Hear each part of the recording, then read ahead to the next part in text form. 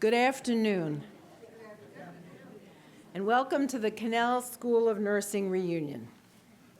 I'm Susan Gennaro. I have the great honor and tremendous pleasure of being the Dean of the William F. Cannell School of Nursing.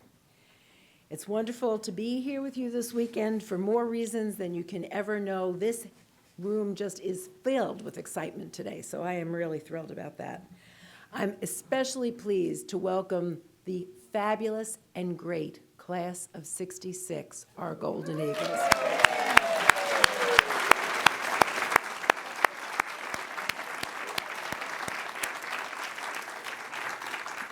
If those of you who are in that class wouldn't mind raising your hand.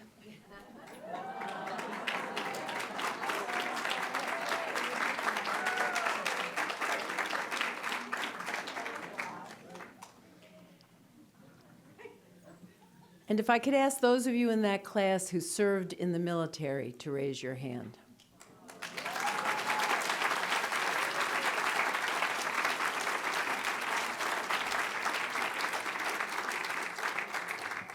So thank you for your service. Thank you for being here today.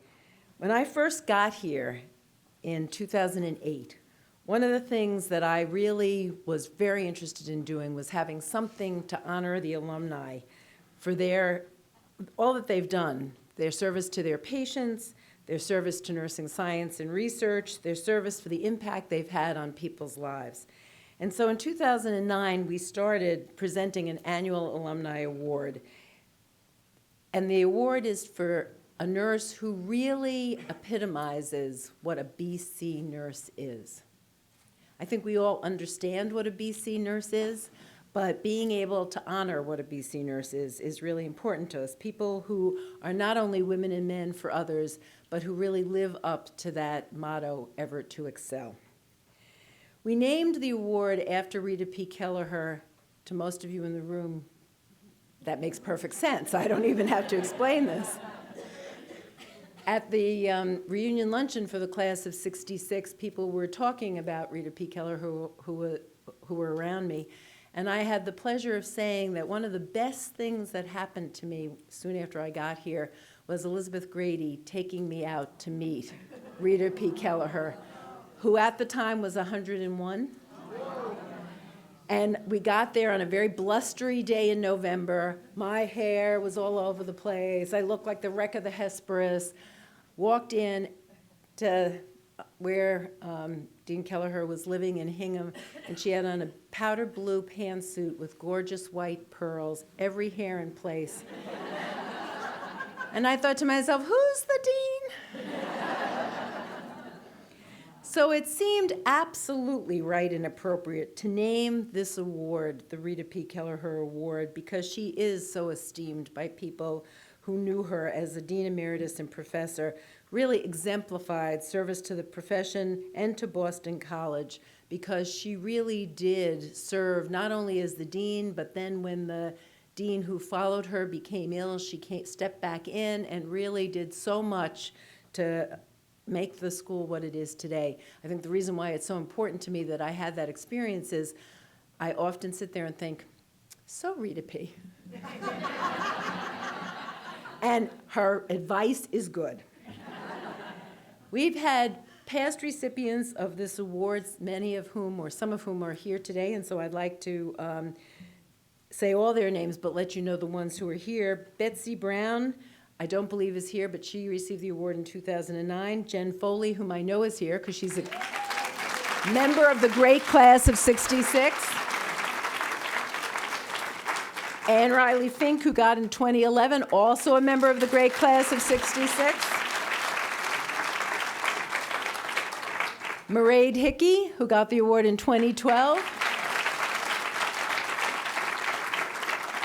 Mimi Parmelo, who I do see, thank you very much, got the award in 2013.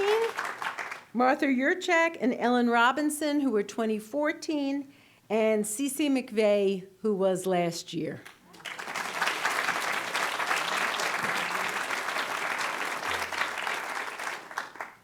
Today we're honoring Darlene McIsaac Hinojosa, who's in the class of '86, who is leading the way in the military as a colonel in the Army Nurse Corps and in civilian life at the VA hospital in Richmond, Virginia. To give you an idea of what being a nurse in the military is, although I know some of you do have an idea, we'd like to show you this brief video.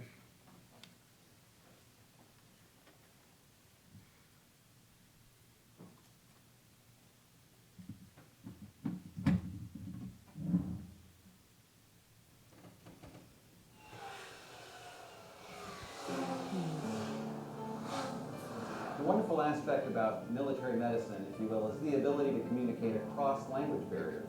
If we're taking care of a critically ill patient, it doesn't matter whether that's a Japanese patient, an American soldier, the kind of care that's involved is something that's understood across boundaries.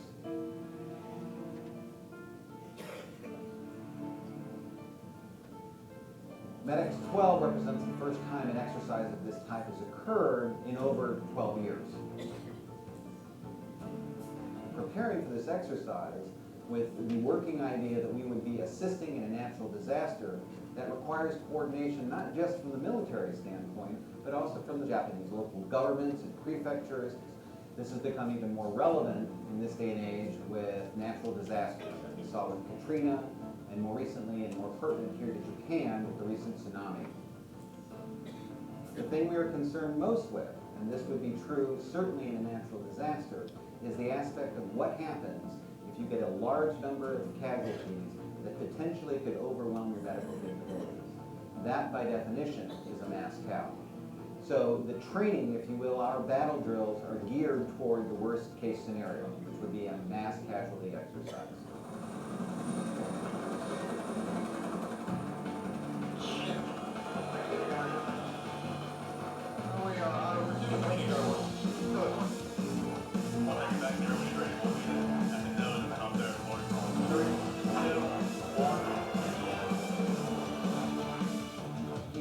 EMT and the pad and talk will be notified that casualties are coming in through a 9 line, which is a method that they use to talk about the patients that are coming in and what their conditions are. 5, copy that, over.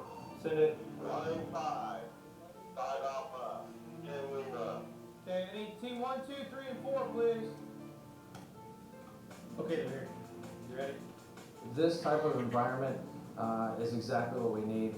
We found that when we went to Iraq in 2007, we had a lot of the soldiers that hadn't been deployed. The training that we're doing here is the exact same that we would do deployed, and it's actually phenomenal training as far as what they would really experience out there. So you can't get any better training than this for a combat situation. 3, 2, 1, and check 11 minutes. Target 85. Area traffic sphere 1, 2 is on the go. Back to you, Philip. The essentials of what you would find in a combat zone or in the event of a natural disaster are present here.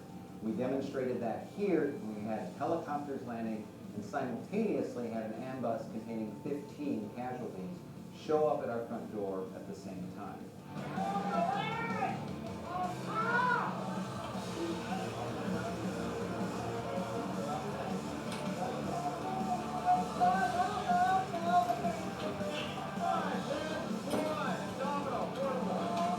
We're not going to move him yet.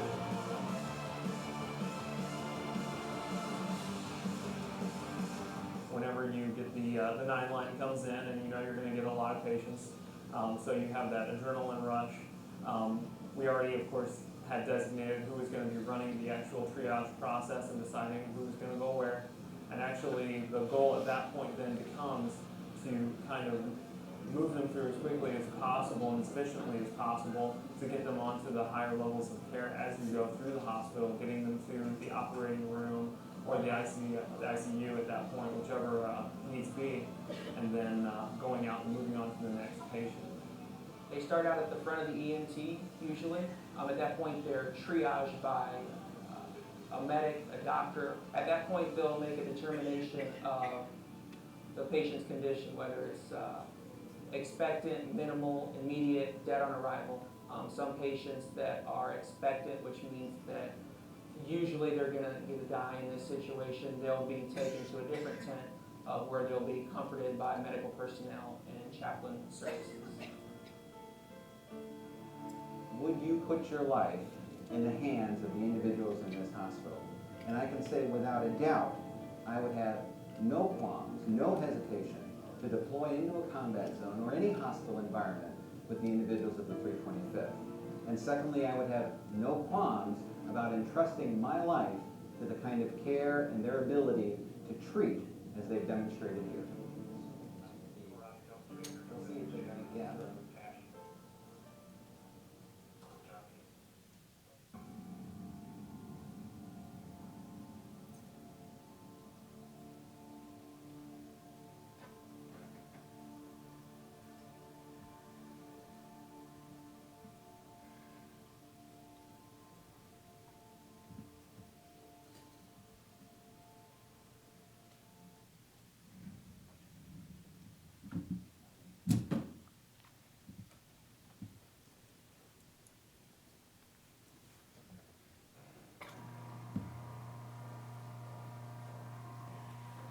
So I think that video shows the hard work that Darlene McIsaac, Hinojosa, and other military healthcare workers are doing every day to keep our troops as safe and as healthy as possible.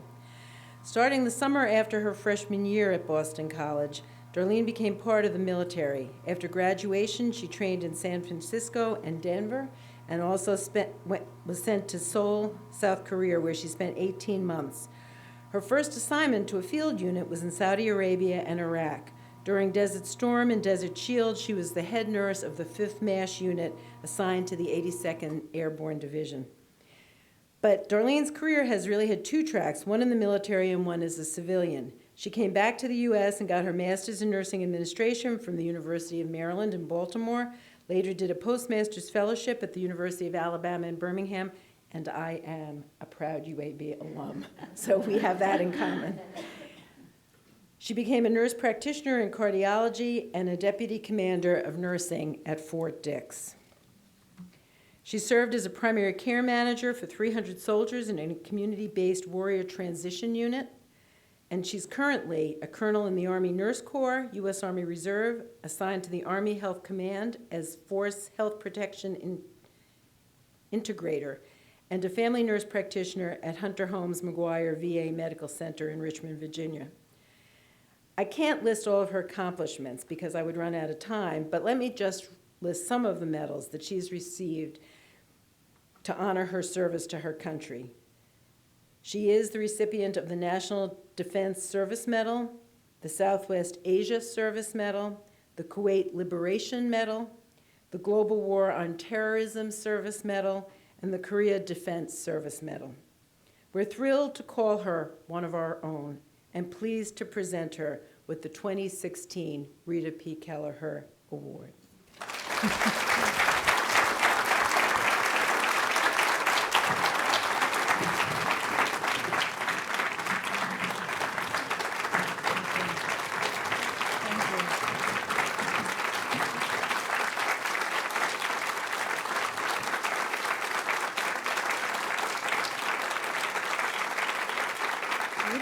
Thank you for your service. And if there's anything you would like to say, let me turn the mic over to you. This is beautiful. Well, first I want to thank Dean Gennaro for nominating for me for this prestigious award. When she first contacted me a couple of months ago, I was quite shocked and tried to talk her out of it, actually. I said, "Are you sure you're going to give this to me?"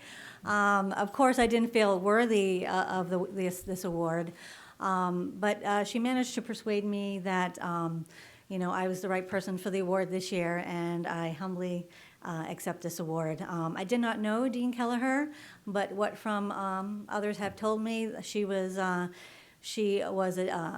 nurse leader, especially in the Boston area. She had very high standards for her nurses, and was a significant nurse champion for the baccalaureate prepared nurse, which is something that I believe in. And I remember 30 years ago when I left here, we were all having these discussions about what the entry level of nursing was going to be, and At the time, we were in this movement that was going to be the baccalaureate prepared nurse, and, I believe that, and I believed it then, and I believe it now, and hopefully that will come to fruition. So I humbly accept this award, and I'm so excited to be here and sharing the reunion activities with my fellow classmates, because this is my 30th reunion as well, and with the, thank you. And I just found out that many of the nurses from the class of '66 served in the military, in the Army and in the Navy during the Vietnam era. And I just want to recognize you and your service, and thank you all. Thanks for all that you've done for military nursing and representing the Boston College nursing graduate. I'm still out there working. Like I told Jean Gennaro, I'm not an academic. I don't work in academia. I don't have a PhD or doctorate, but I've been out there working in nursing for the last 30 years, and I've thoroughly enjoyed, every moment. And I've had a very diverse career, and actually I've had a dual career because I've tried to have a civilian career, and I also have a military career that I've tried to manage. I was part of the ROTC program here at Boston College when I graduated in '86, and I did serve 5 years on active duty initially and have served in the reserve component ever since. I have been mobilized twice since 9/11 onto active duty, and have always been willing to serve our nation's active duty soldiers. And in my present job at the VA, I'm serving our nation's veterans when they transition back to civilian life. So again, I want to thank you for this lovely award and inviting me to speak with you today. Thank you.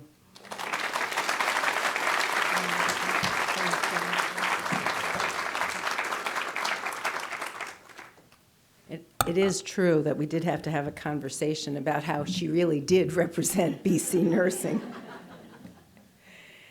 So now I'd like to introduce you to Patricia Delaney, who's the Deputy Director in the Office of News and Public Affairs, who's going to have a conversation with Darlene about military health care for a few minutes, and then we'll open up to questions from all of you, and I will be back. But here we have Patricia Delaney helping us in this interesting, I like this part the best, where you learn about what it is people really are doing. So thank you, the two of you.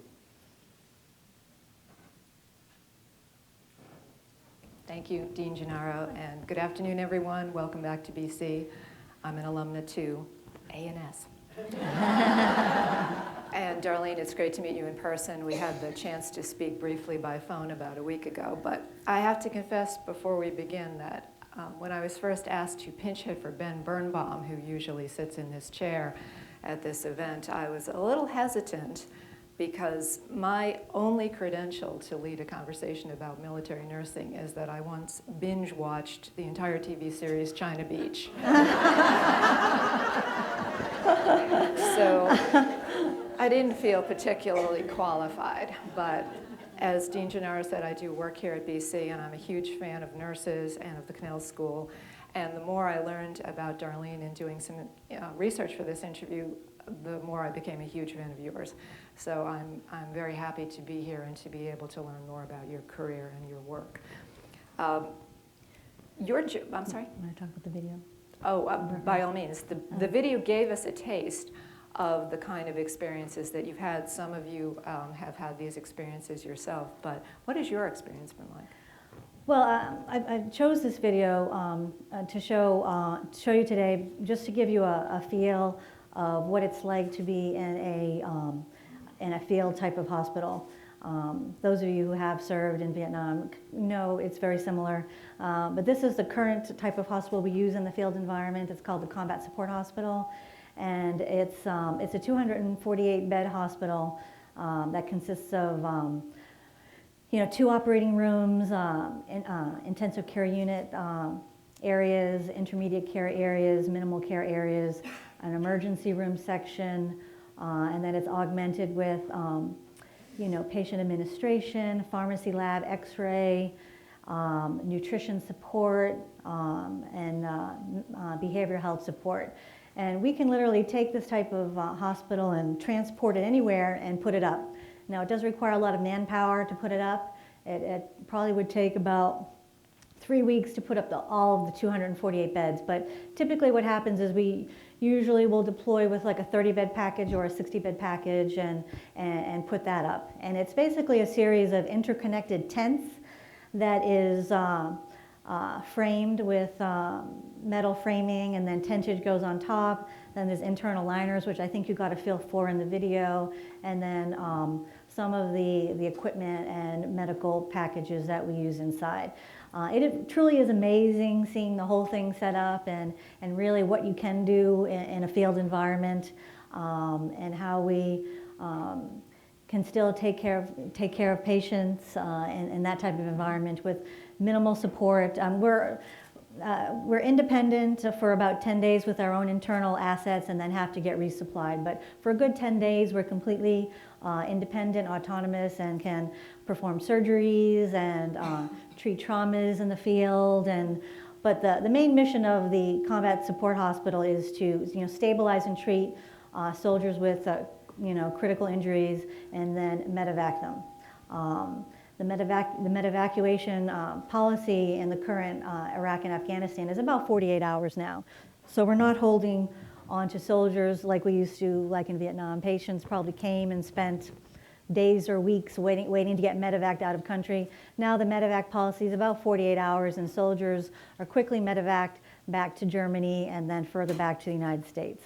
But I hope you, like I said, a video or a picture, says 1,000 words, and I hope you kind of get a feel of what it's like to, work in that type of environment and what kind of challenges we do face as nurses, taking care of patients in that type of, field environment. When you were in the Middle East, you had to move your units something along the lines of 6 times in 10 months and even in the dark. Yes, that's true. When I, when Desert Shield, Desert Storm happened back in, 1990, it really was the first time that combat units on that scale and even medical units deployed since the Vietnam era. And because of, I happened to be assigned to Fort Bragg at the time, and to a MASH unit and supporting the 82nd Infantry Division. Because they went first, so did we. Wherever the combat units go, the medical people then go to support them. Because wherever there's soldiers, even if there's not combat going around, soldiers get sick, they get injured, and they need medical support to take care of them so they can, be ready for combat. So my unit, the 5th MASH, we deployed very early, probably before a lot of things were in the news, that things were even happening. But of course, we had to wait for all of our hospital to come. All the staff went, the nurses and doctors, we were there, and it took about, several weeks for our hospital to arrive. And then once we got the hospital, we set it up. And it was a MASH unit at the time. We no longer have the MASH unit in the Army inventory, but the MASH unit at that time was a 60-bed hospital, much smaller, and was supposed to be very mobile and light, and we could move it around, very easily. But it proved to be quite challenging in a desert environment. Like I said, it takes a lot of labor just to put it up, and it takes a lot of labor to put it down and move it. And what we found is that we really didn't have enough vehicles to transport the whole thing. And so we kept, every time we moved, like every time the troops moved, we moved with them. So as more units came in country, we would leave our location and move further north to support other combat elements, and we would have to set up our hospital. But usually every time we moved, we kind of got a little lighter. We set up maybe 30 beds instead of the whole 60, because it was really hard to move. But over the course of the 10 months I was there, we did set up the hospital 6 times. We moved 6 times, set it up 6 times, took it down 6 times. And the last time we set it up, which was during the ground offensive phase of the campaign, was in Iraq. And we had to set it up in the dark because the medical elements are always in the rear of the combat units. And the combat units were moving at such a pace and were going so fast because they encountered very little resistance, that they were so far ahead of us that we got word that we were just to stop where we were and set up the hospital and be prepared to receive casualties in the morning. So that's what we did. We got off our vehicles, set up the hospital in the dark, and we were ready to receive casualties the next morning. And that's typically what happens. When you say you're operational, the helicopters start flying in with the patients, and the ground ambulances start transporting them to your location. And you know, everyone has to be ready. I was a head nurse of the EMT portion of the hospital, and next thing you know, the patients start coming in. You get them in your trauma bays. You start doing your, you know, primary and secondary surveys, identifying soldiers who are going to the OR, get them ready for the OR. It's a very fast-paced environment. Things are happening very quickly. As with trauma medicine, you know, you're giving a lot of IV fluids and blood products and stabilizing airways and things like that. And then when the soldiers, you know, when the patients come out of the operating room, you know, they're recovered. They go to the ICUs or ICWs while they're awaiting medical evacuation. But we were in Iraq for about 5 days, and you know, we didn't have a lot of you know, American or Allied casualties, you know, during that particular conflict. But you know, what happens is when there aren't any Allied casualties to pick up, the helicopters then start picking up the you know, the enemy combatants that are on the battlefield. And so we did receive a large portion of, you know, Iraqi POWs that came to our hospital, and we treated them just like any other soldier and treated their injuries and wounds. They went to the OR, and of course there are certain, you know, they had to have security on them, so that introduces a different element into the healthcare environment. Of course, they couldn't speak English, so that was a little challenging. And there are, you know, certain cultural sensitivities when dealing with you know, Middle Eastern men and women that we were briefed on very early on, because we were prepared. You know, we were told we could be prepared to see Iraqi civilian casualties, men, women, children. We did see some Iraqi, what do they call it, Republican Guard casualties, a few women, but we did not have any children that came to our location anyway. And then we started taking down the hospital. I remember one of our Iraqi POWs was the last patient to be medevaced, and we just decided, well, why don't we just like take everything down around him and leave him in one little tent area? And that's what we did. We took everything else down, left him in his cot, in his tent, and packed everything else up. And then when he left, we packed that tent up, and we were out of there and came back to Saudi Arabia. But then our unit was tagged to provide humanitarian assistance. We were kind of given a secondary mission after that to go to another location and provide humanitarian assistance to some of the fallout that was a result of that conflict. You mentioned when we spoke on the phone that women in particular face some challenges being in the Middle East. Yes, as a soldier, as a female soldier deploying to that part of the world at that time, back in 1990, there were a lot of restrictions and rules placed on us that our male counterparts didn't have to do. For example, women aren't allowed to drive in Saudi Arabia. So our female soldiers couldn't drive the vehicles, couldn't drive other things, and you know, that kind of strained the male soldiers. And then female soldiers could not roll our sleeves up of our uniforms in the 120-degree Saudi weather. So that was a little challenging. You know, fortunately, no one had any heat injuries or anything. But yeah, like I said, we were briefed.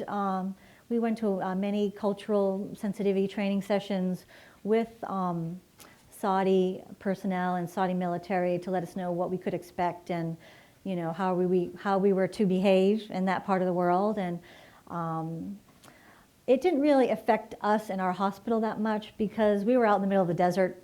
We were not in the cities or anything. No one really saw us. We were just out in the desert taking care of soldiers and casualties. And for those of you who are wondering, yes, I've seen MASH too. The experiences of the nurses and the doctors in Iraq did lead to some changes, you told me, in the way these field hospitals operate. Could you talk a little bit about that? Right. I mean, after Desert Seal, Desert Storm, you know, what tends to happen is you come back and you do after-action reports, and everyone gets together, and we talk about what went well, what went wrong, and eventually it did result in a lot of doctrinal changes to the type of hospital that we deploy with. Like I said, we know, the MASH was eliminated. It wasn't as light and as mobile as we thought it was, especially in the desert.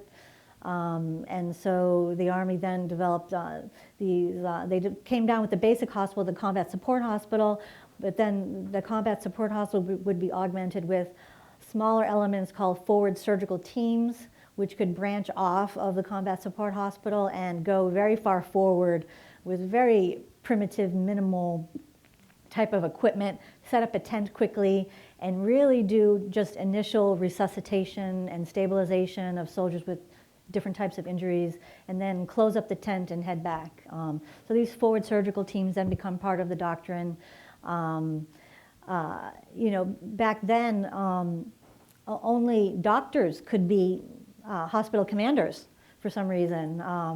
In peacetime, you would have maybe the medical service corps officer, who's like a hospital admin type of person, were commanders, in peacetime. And then when you deploy to the combat zone, all of a sudden a doctor shows up and they're the commander.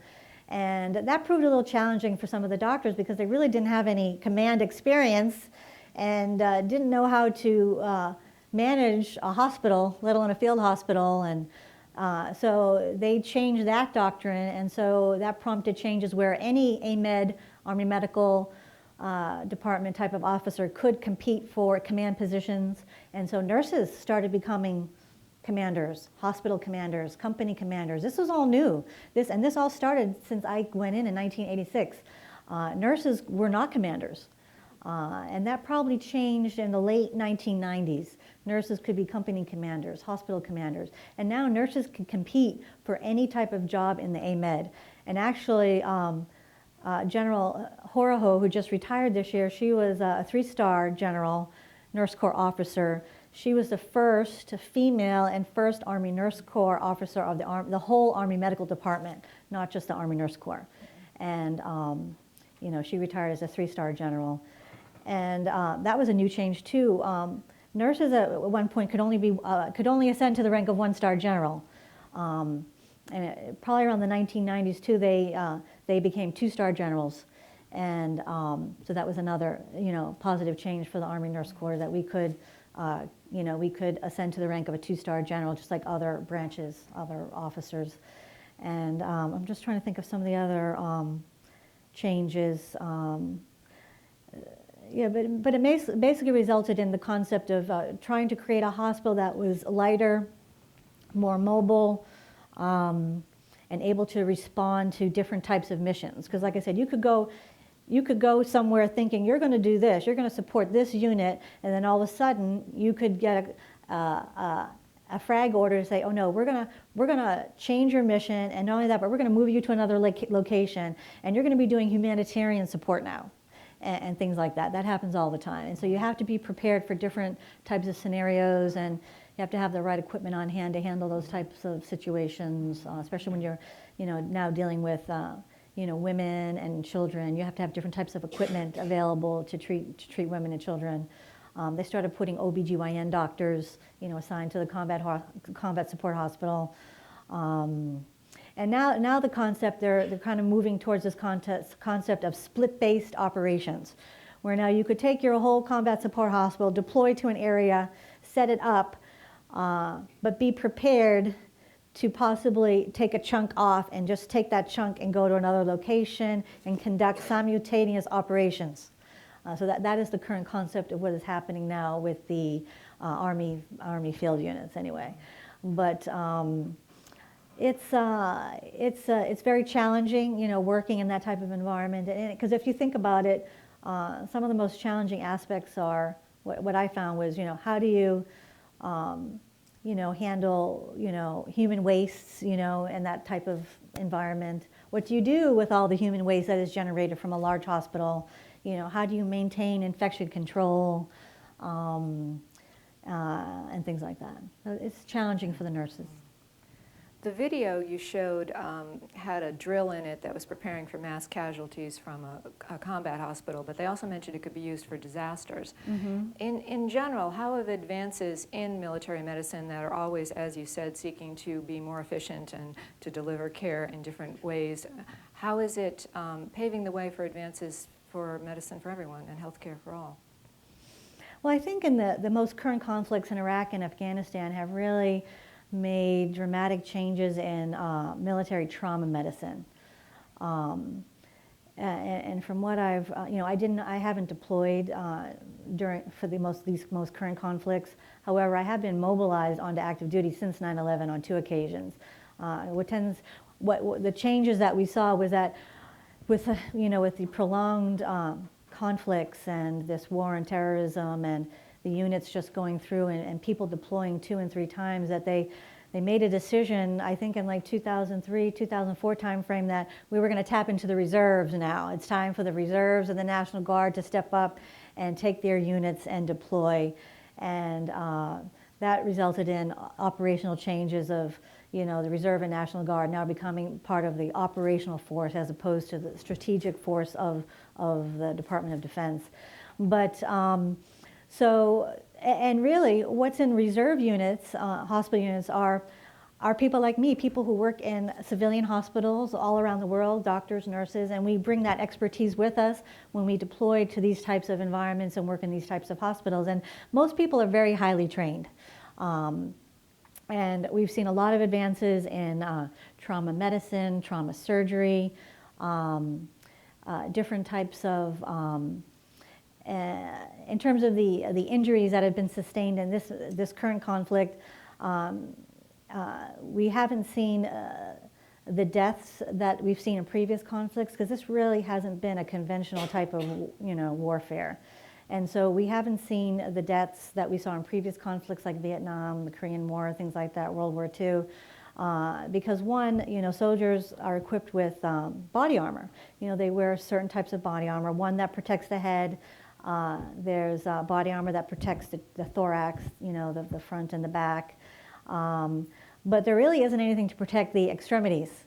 And so with this current conflict, what we've seen mainly from the IEDs and the blast type of injuries are more extremity injuries, amputations, and so there have been advances in amputation type of surgery, salvage, limb surgery, prosthetics. The whole robotic prosthetics have changed dramatically since 9/11. And I know Walter Reed National Hospital has kind of led the way in that area. And I do understand that even after the Boston Marathon bombing, some of the victims went to Walter Reed to, participate in the robotics prosthetic program in terms of getting the artificial limbs and things like that. One of the other types of injuries that we've seen in this current conflict has been the traumatic brain injury. And I know the Army Medical Department is doing a lot of research on, identifying soldiers early on who sustain these traumatic brain injuries.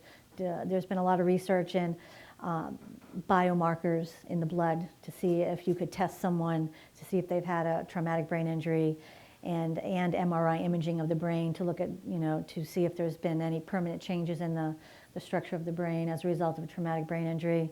But there's been other advances in equipment. For example, the one-handed tourniquet that our combat medics use now. The combat medics are equipped with a one-handed tourniquet, so you could apply pressure with one hand while you're getting your tourniquet ready and apply it to the extremity. There's another innovation that's in a lot of our far forward medical elements is it's like a cooler that you can hold blood products. It's very hard to, blood has to be cool at a certain temperature in order to be fresh, and they've devised a very portable cooler where you can hold like 4 or 6 pints of blood and bring that very, up front to the front lines and keep it cool so you can deliver blood products, to the front lines. What else? There's a lot of research going on in treatment of PTSD. We're seeing a lot of soldiers coming back with, mental injuries as well as physical. PTSD seems to be one of the main injuries that we see from this conflict. And I know there's lots of research going on with PTSD treatment, certain medication combinations. I know at the VA there's a lot of research going on in that arena. And just the, integrating adjunct type of medicine into military medicine. You would never find chiropractors, acupuncturists, yoga people, Tai Chi people embedded into military treatment facilities, but now they're introducing those type of specialists to come in and help patients with chronic pain management and PTSD as adjunct therapy. So those are some of the modern advances that have happened over the last few years. You've been at this, as you said, 30 plus years. You've been a full-time nurse. Dean Gennaro read just some of your honors. You've been a leader, you've supervised staff, you've supervised students, and you're a wife and a mother of two, and you've been in the reserves and you've been deployed twice since 9/11. That's a lot of balancing. How do you manage to juggle all that? Well, it has been challenging, I have to admit. Fortunately, my husband he's retired from the Army, so he understands the lifestyle, he understands the commitment, he understands, the dedication to duty. Those are words that we use in our family. He does come from a military family. I didn't. And he is a graduate of the U.S. Military Academy. And, I've come to understand those words. And they're more than just words, duty, honor, country. They really mean something to my husband and myself. And, we are big supporters of the military, and, he has always supported me and my endeavors. Because you're right, when I was deployed, when I was mobilized anyway, back in 2003, I was gone for 2 years. My children were 2 and 3 years old, and they weren't even potty trained. And so I had 2 weeks notice. I received 2 weeks notice to go on a 2-year mobilization and to have all my affairs in order. And I was leaving behind a husband who had a full-time job and 2 small children. And it was very stressful. But, I did it. I didn't try to get out of it. A lot of people try to get out of these mobilizations. But I went, and, we just managed to do it. And it's been very challenging because, not only do I work full-time, but I also have this part-time career in the military. And that requires me, working 1 weekend a month for the military and 2 weeks in the summer. I sacrifice a lot of vacation time sometimes, time off, activities with my children. But it's been a very rewarding career. I've tried to balance it as best I can. Sometimes, the military takes priority. Sometimes my civilian job takes priority. Sometimes my kids' volleyball game takes priority. It's just about balancing it and making it work. And my career is coming to an end. I'm due to retire next month after 30 years. So I do look forward. Thank you. I do look forward to having maybe more time for myself to re-energize, rejuvenate, and focus more on my family, kind of this next phase of my life. Even though I'm still working, I work full-time at the Richmond VA. I work as a nurse practitioner. I've been a nurse practitioner now for 15 years, and proud to say that, in the VA, we have a very strong nurse practitioner movement and are kind of in the final stages of achieving full practice authority. It's gone to the Federal Register and is out for public comment now, but I fully expect that it will go through, meaning that we'll be allowed to practice at the full extent of our licensure and certification without any oversight from physicians or the medical boards, state medical boards, because it's different in every state you work in. I worked in two states now and have different, they have different laws regarding what nurse practitioners or advanced practice nurses can do. Some require you to have physician collaboration, some require you to have physician supervision, but I'm hopeful that within the next coming months, and at the VA anyway, which is a federal organization, we'll have advanced practice nurses will have full practice authority.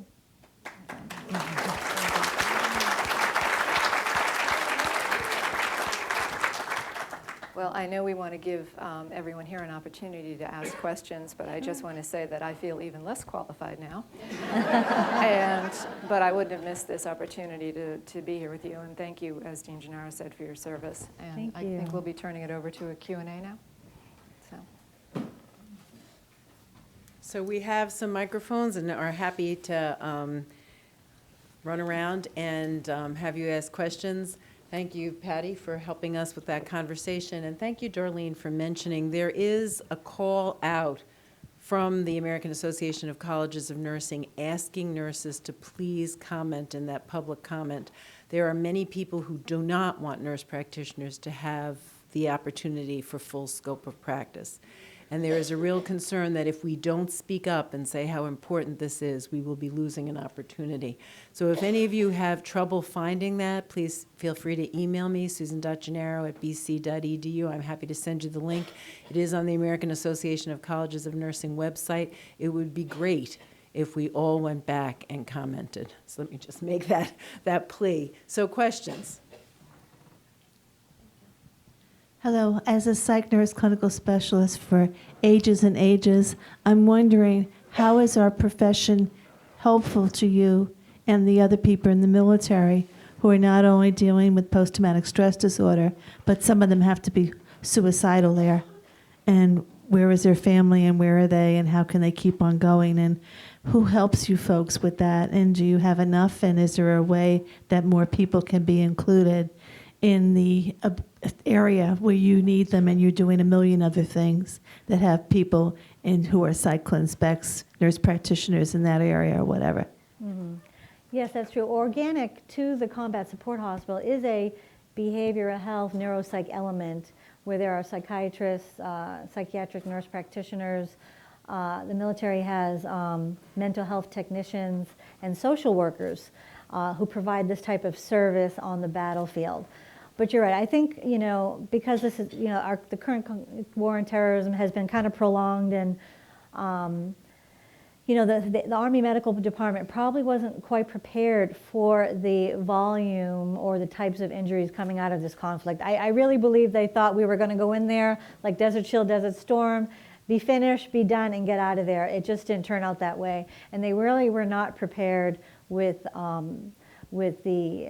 to handle psychological injuries like that. We did not have enough psychologists in the Army Medical Department. We did not have enough psychiatrists. And you can't just train these people overnight. And they had to train them, and they had to take them from the civilian communities. And it's taken years for them to get to have enough providers now. I feel confident in telling you that when you go to an Army installation now, there are enough mental health providers to take care of the need. Now, my experience with the VA is very similar. They have, they've kind of had this in place already, since Vietnam. They're used to taking care of PTSD and people who are feeling homicidal, suicidal. I think that the VA is probably better prepared to handle those types of injuries and illnesses than the Army Medical Department was. But rest assured that I do believe those people are in place now, and it is better. And it's better than it was 10 years ago. Yes. And there's a microphone rushing down to you. Hi. I've been a nurse practitioner in psych for 31 years. And just as a point of interest, New Hampshire, for those 31 years, has had independent practice for NPs, so that we do practice without supervision of physicians. Oh, that's wonderful. Yeah, every state is different, and I've never understood that. You think things would be standardized at this point. I was just wondering what kind of antagonistic input is coming from, is it the physicians specifically, administration, or what? Because let's face it, as women, we've had to fight our battles from the very beginning to get the vote, to play sports, to do anything that they felt impinged upon their masculinity. I don't know. But I was just wondering, what's the problem? What are they saying? I think a lot of the opposition is coming from the American Medical Association, from what I understand. And at the state level, you know, our licensures have been kind of controlled by, you know, boards of medicine, not boards of nursing, but boards of medicine. And they want to restrict our practice, and for some reason don't want to allow us to practice at our full scope of practice. And I don't understand it because, you know, I'm not asking to practice beyond my scope of practice. I only want to practice at my scope of practice. And you're right, it's a battle. And we all have to fight the good fight. We all really do. This is a great opportunity for our voices, because that's one of the things we have to be heard. Because as the military and the VA goes, so will go the nation. Over here. I have two different questions. One is when you speak about behavioral health, I'm wondering if you see a difference in the trend of managing male and female patients who've been sexually assaulted in the military, since that's been in the news of late? Yes, that's actually been a big movement, probably over the last 5 years, recognizing victims of, you know, military sexual trauma. You know, and I've, you know, had a lot of training in this area, and you're right, I think women are just feeling safer now to come forward and report these experiences that they've had, and feel safer now in the current environment to report these. One, from a legal point of view, you know, filing a report. You know, what happens when you're a victim of a sexual assault, you're given two options. You can report it or not report it. And if you report it, that leads to a criminal investigation. And so a lot of women actually have chosen not to report it. And so that prevents you from, you know, doing a forensic exam, collecting the DNA evidence that may help you with your legal case. And then they have been, from what I understand, they have been maybe coerced into trying to solve this at a local level, working through their commanders, but commanders haven't been that responsive in either believing them or helping them and wanting to push this type of issue under the rug. But it's come to the forefront now, and the military has taken it on, and you know, women now I think are just freer to report these incidents if they occur. Hopefully they're willing to take the next step and you know, pursue the legal criminal aspect, because, you know, unless people are arrested and go to jail, you know, nothing's going to change really. You know, they have advocates now who help these women, and actually some men have been victims of sexual assault as well. And you're right, and then when they get to and you're right, they suffer psychological injury as a result of these traumas. And but I see that there are services available, you know, especially at the VA. And actually, it's a standard question now when you go in for your encounter at the VA with your primary care doctor. That's one of the questions they want to know.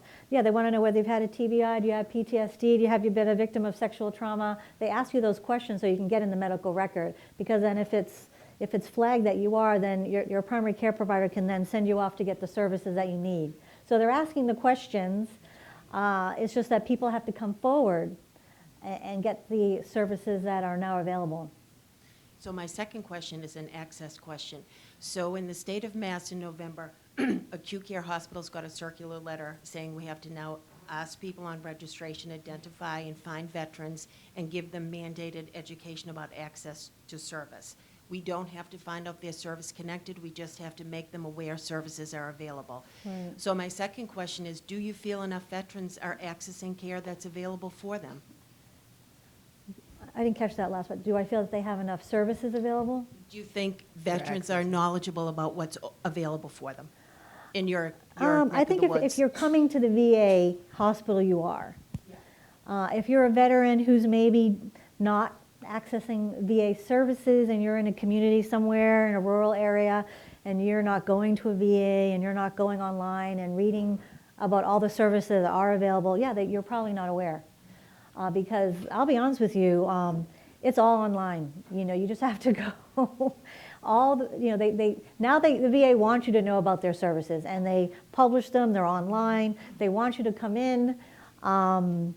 They want to provide the services that they now have all the staff in place to do. But people have to take that next step. Now, receiving services and getting service connection are two different things. you know. Did you say you worked for the VA? No, I was the director of case management. Okay. Director of integrated care, so Yeah. access is a big part of my job. Yeah, because what tends to happen, what service connected means is, you know, after you separate from the military, people actually can receive compensation for their service connected injuries that they incurred on active duty. However, if you never reported it and you never went to the hospital and it's not in your medical record, it's very hard to prove later that you suffered this trauma or you had this injury, and it's very hard to prove later. And so a lot of people then have difficulty getting service connected for it. And you're right, so you have to distinguish between getting service connected for a condition and just receiving treatment services. They're two different things.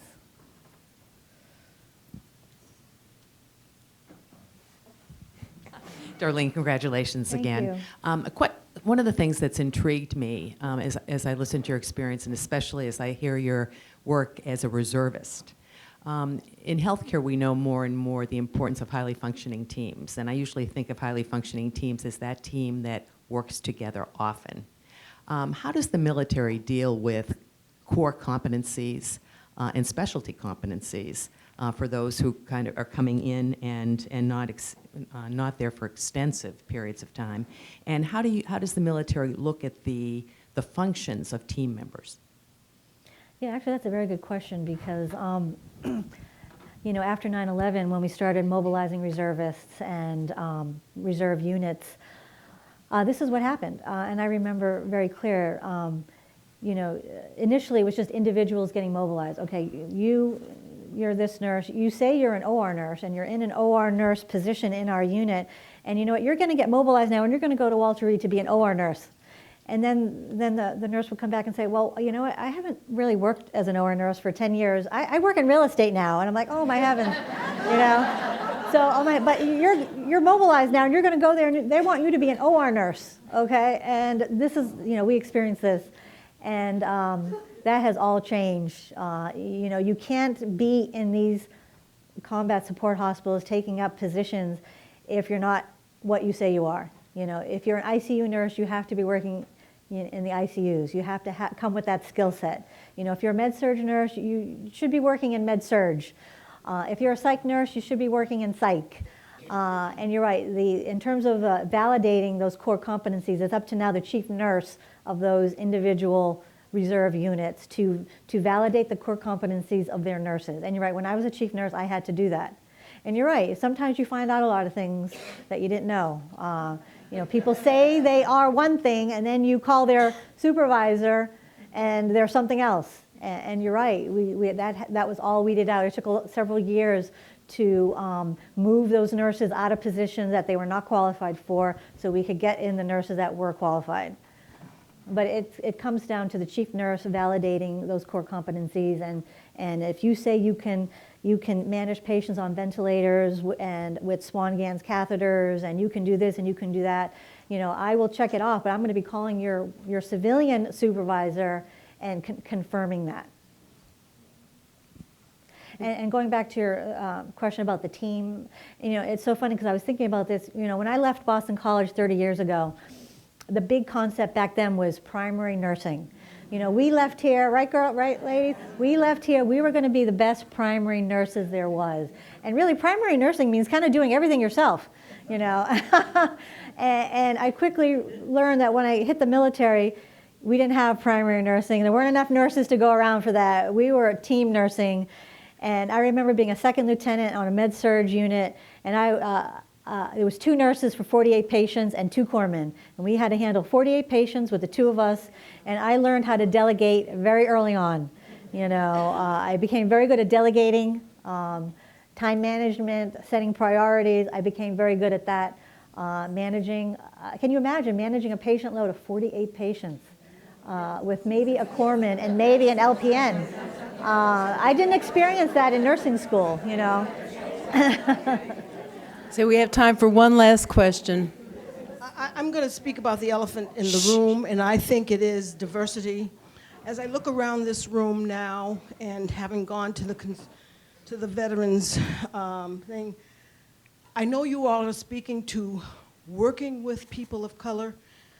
How about getting people of color into the schools and into the military. I don't know what's going on. I mean, you know, do they not qualify?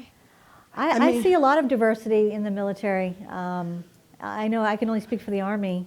Yeah, well, I mean, although they're in diversity, but are they doctors, are they lawyers? Absolutely. I mean, are they nurses, or, you know? Absolutely. and- Nurses, corpsmen, So they're all, not all coming to elements. I BC. can only speak for the AMED. Yeah. Well, Okay, I Army can- Medical Department. I could say a word about diversity and at BC, which our numbers of diverse students have been continually on the rise. Our numbers of diverse faculty are on the rise. Our numbers of diverse staff. Would we like more diversity? Yes, we would. We are one of the few needs blind, and diversity doesn't always go with socioeconomic status. I get that, but sometimes it does. And there is diversity in what your and class, which might not have to do with race or ethnic minority status, or whether you're a male or a female or all those kinds of things. We are one of the few needs blinds universities that still exist, but it is a constant, I don't want to say struggle because I don't feel like we're struggling, but it needs constant work to get there.